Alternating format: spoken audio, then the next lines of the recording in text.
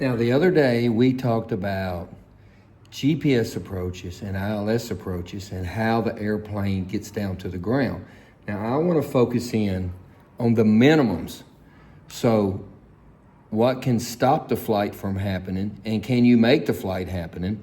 So, can you do that approach? So, to answer that question, we got to look at the minimums. So, if we go to ForeFlight, and then we go to airports, and then we can go to my saved airports, which this is a list of the airports I use the most.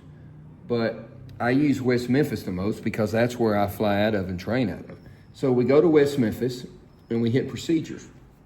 Then we hit approach. Now the other day we were talking about the RNAV GPS approach. So what we're going to focus in on right here are the minimums that talk about, can we even do the approach?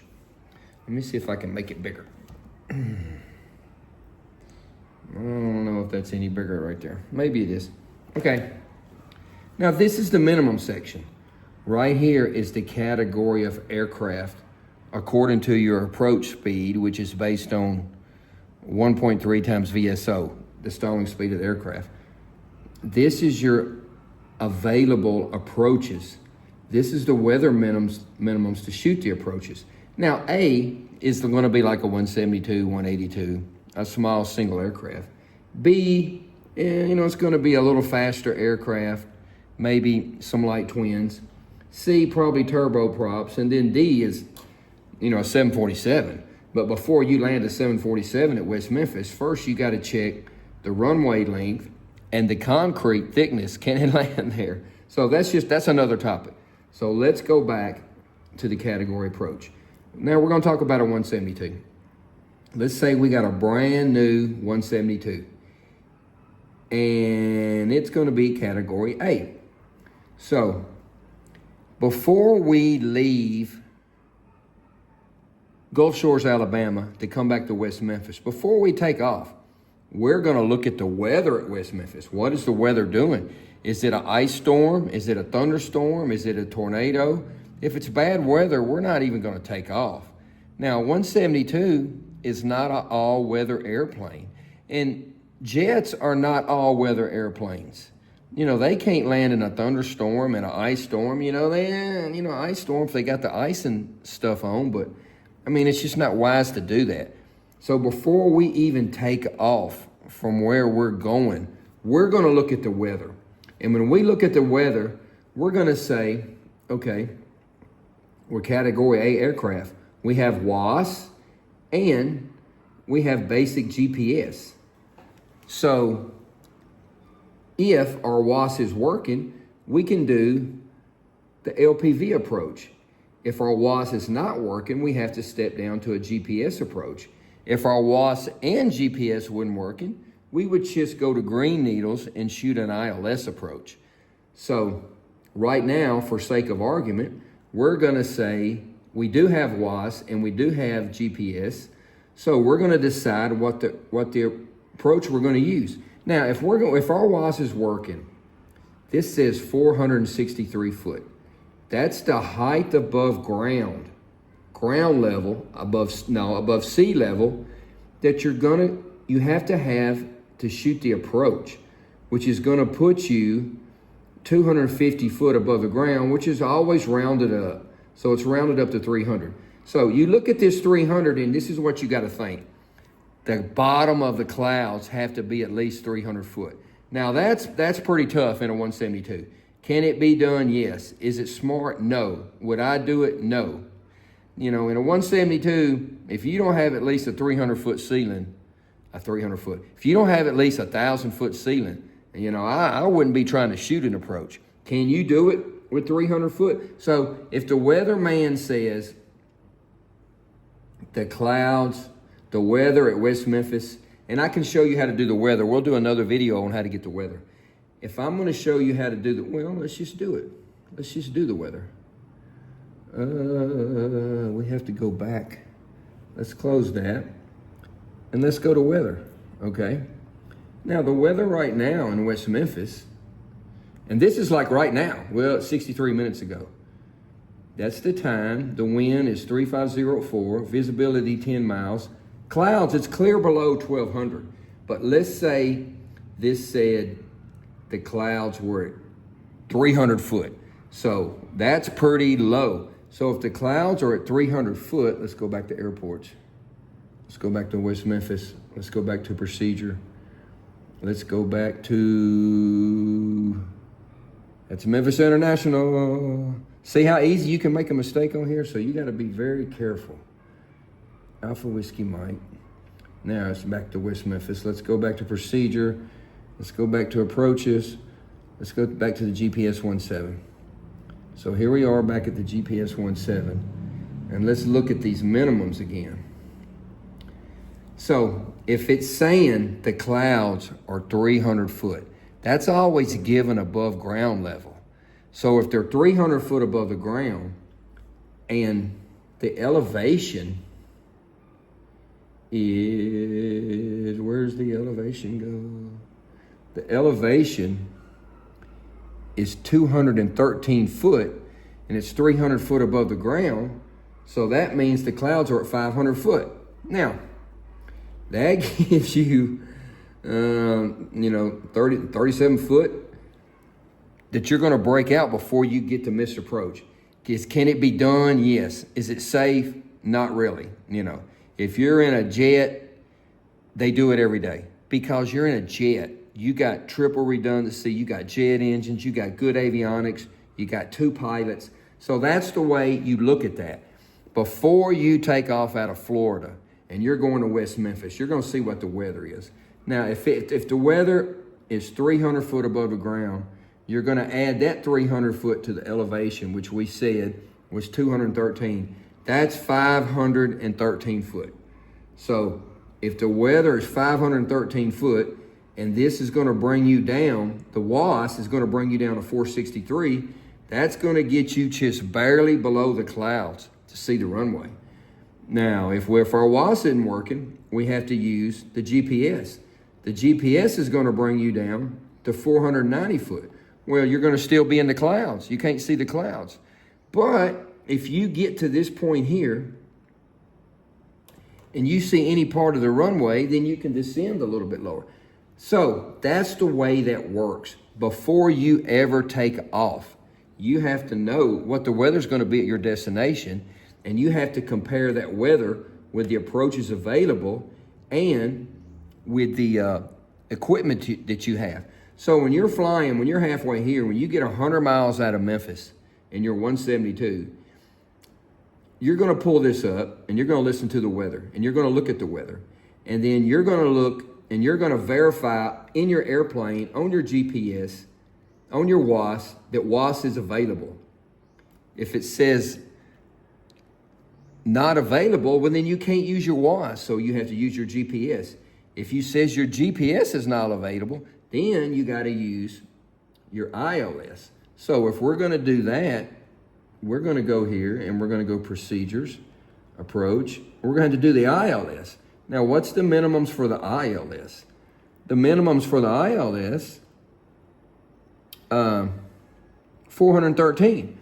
So if you've got an ILS receiver and the weather's 300 foot above the ground and the ground's 215, that's it. That's going to bring you below the clouds. I hope that makes sense. I don't know. I'm sorry my big nose gets in here. But that's how that works. Now, if you don't have an ILS and you only have a localizer, which is going to line you up with the runway, it's not going to help you with your glide slope, then you have to come up to 680. So if the clouds are 300 foot and the elevation is 215, then that's not going to be enough to get you out of the clouds. So that's what you got to think about. Before you even take off, you got to know the weather, where you're going. And you've got to know the capabilities of your airplane where you're going. And you have to have a way out. You have to plan for an alternate. So if you're coming here and the weather's this bad, you got to have an alternate airport in case you can't get in. Because if you come down to try to shoot the approach and you can't see the runway, you got to go missed approach and you got to go somewhere else or come back around and try it again. Now let's go back to the GPS approach we were looking at. And let's look at these minimums. Let's go back to these minimums here. Now, 463 foot. That's going to be your decision altitude. When you're coming down here, and you're coming down here, when you get to right here, you're going to be at 400, that's what your altimeter is going to read, 463 foot. But you're going to be 250 foot above the ground. So when you get right here, there's three things the pilot's going to say. He's going to say one of three things. Landing, if it's clear. Continuing, if he can see these lights right here. He can go down another 100 foot. If he can't see anything, he can't see the ground, he can't see anything, he's going to say missed approach. So he's going to either say continuing, landing, or missed approach. So if he goes missed approach, he's just going to go missed approach.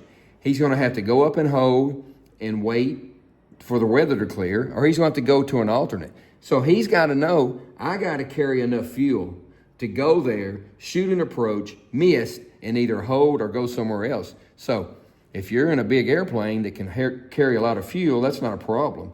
If you're in a 172, that's a problem, because a 172 can basically go 4.5 hours. And if you're coming from Florida, you've already spent 3 hours. And if you got a headwind, you're going to have to stop for gas. So that's the things you got to think about before you even take off. Do I have enough gas? Do I have enough avionics that can shoot the approach? So this is what you got to look at. Now let me tell you this. If you're flying the boss's jet or the boss's twin or the boss's 182 and he owns the plane and he's paying you to fly it, it's a Part 91 flight, so it's not as restrictive. If you're flying for a company, you know, that one of these companies that you call up and you rent a plane, they take you somewhere, that's a 135 outfit, and they have very strict rules where they can take off and where they can't take off. If you take off in a jet and you lose the engine and the weather is 300 foot above the ground, some of these rules you can't even take off legally because the weather is too restrictive. But that's a whole nother, that's a 3-hour video right there. But this is the way you figure it out. Now this right here, half a mile, you have to have at least a half a mile visibility to shoot the approach. The weather can be 1 foot above or below 463, and you can still shoot the approach if you have a half a mile visibility. If you check the weather and it says RVR 600 foot, you can't legally even shoot the approach.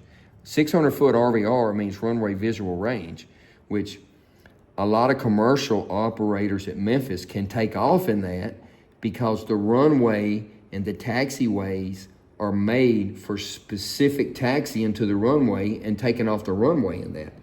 But even in that, I think you got to have at least 600 foot, depending upon the operator. So this is what's controlling. The height above the clouds is not what's controlling the runway visual range. What you can see out the window, not necessarily the tops of the clouds. Now, to me, that sounds a little crazy, but that's the FAA rule. So that's the way the minimums work in the approach. You got your category, you got your different approaches, and these are your weather minimums. This is what you're going to break out at. So if it says cloud bases are 1,000 foot, well, you got to add 1,000 foot to the elevation, which is 215. So the cloud bases are 1,200 foot. So you're going to break out way before any of this. You can even do a circling approach. A circling approach is not advisable, wise, smart. It's better in flatlands, but when you try to do a circling approach where there's mountains and towers and stuff like that, and that gets a little iffy. Because if you look right here, here's the approach. you got a 369 foot tower, 318 foot, 340, 522, 549, and you start trying to do these close in approaches, you can get into deep pooty popty wopty whopper real quick. So you got to really look at this before you even take off in your airplane. It's not a happy time. When I first started doing it, and I had to go back and tell the boss, look, the weather is bad. If I don't want to go, you sure don't want to go. Sometimes, oh, my other pilot did it, my other pilot. Well, I'm not your other pilot. Some nice bosses say, okay, we'll wait. Glenn, do we need to wait a couple of hours? Do we need to go back to the hotel? What do we need to do? So that's your decision as the pilot before you even take off. And if it's iffy weather, and I know it's iffy weather, I'm watching this all day long. I'm watching it all day long. So now let me show you another thing about this app. If we go back to the United States, there's Africa. I don't know my geography. In geography class, I was thinking about airplanes. Airplanes, go-karts, and dirt bikes. Here we go. Here's the United States. Now, if we go up here, right now, we're on the aerial map. Let's go to low IFR, and let's go to weather radar. Now, this might not work because we're in the Philippines. Let's give it a minute, see if it's going to work. But this has its own built-in weather radar. But I don't think it's working because I'm in the Philippines. But this, there, now it's working. It's just slow because we're in the Philippines. This app with ForeFlight, you can see your house. You can bring your house up on Street View. You can do classic radar. You can do regular radar. Now see that right there? This is actually 15 minutes old. So you got to think about that when you're flying. Well, there's Memphis. Memphis is clear. But let's say you were trying to get into one of these airports. That's Charlotte. Let's say York, wherever York is. Well, this is a thunderstorm. So if you're sitting on the ground and you're in Florida and you want to go to York and you see that right there, you just got to tell the boss, well, boss, you know, we can't go because there's a thunderstorm. This is a hook. You see this right here? When you see these hooks, that can be the beginning of a tornado. But we don't want to get into that. So this is the beauty of ForeFlight. But this right here, you got to just take it as advisory because it's like 15 minutes old because it's coming through the satellites in your receiver. But we'll do a whole video on ForeFlight. But you can put traffic on here. You can put icing on here. It'll tell you where the icing is. This thing can do so many things. Look, it's just show the icing, where the icing is. It'll show turbulence. It'll show everything. But anyway, look, this is a TFR. Show the TFRs. You know what the TFRs are? TFRs is where the Presidente is. So there's a TFR right here. So you can't even think about flying in that area. That's Washington, D.C. That's kind of a permanent one. You can't even thinking about flying there. If the Presidente is going to St. Louis, there's going to be a TFR there. Now, how do you know that? Now, we're getting into another subject, but I'm just going to show you real quick. If you go to airports and you go up here where it says NOTAMs, notices to airmen, it's going to tell you over here what lights are out, what runway's broken, what taxi's broken. Is there a plane with a gear up on the runway? Is the beacon out? Are they having drag races up and down the runway? You have to check this before you even take off to see if you can even go there. So before you even check the weather, you got to check the NOTAMs. And if the NOTAMs pass, then you got to check. If the NOTAMs say, okay, look right here. RNAV GPS runway altitude above the airport, that's changed. So you have to go and recalculate that on your approaches because it might say WAS unavailable. So although your WAS works in your airplane, you might not be able to shoot that WAS approach. So before you take off, you got to look at the weather of your destination. You got to calculate the winds. You got to calculate what approach you can use. You got to calculate the height and the runway visual range to see if you can even do the approach. So that's the way the minimums work. Let's go back to the minimums. Let's see, we go to procedure and we go to the RNAV GPS. And that's what this is right here. That's the minimums. So now you know how the minimums work. If you have a question about anything about flying, this is what somebody told me one time, and it's great. He says, Glenn, when you do your private pilot check ride, if you don't know the answer, don't say, I don't know the answer. This is what you say. I know it, and I want to be sure, but I know where to find it. And you just get your book out and start looking through it. Don't ever say, I don't know the answer. So if you have something that you want to know about, if you'll message me and tell me, I want to know about this, I want to know about that. If I don't know the answer, I'll research it. I love to get on YouTube and watch airplane videos and learn. Everybody knows something you do not know. You must find out what that is. Therefore, everybody is your teacher. Okay, if there's something you want to know about, message me and I'll make a video on it. But that's the layman's general aviation of how this works. Before you take off, you got to study this and you got to know it. You got to know your weather, your clouds. You got to know the winds. You got to know if you got enough fuel to go there. So maybe next time we'll just plan a flight, and I'll show you how I would sit down and plan a flight dependent upon the airplane. That's today's video. Let me know what you like.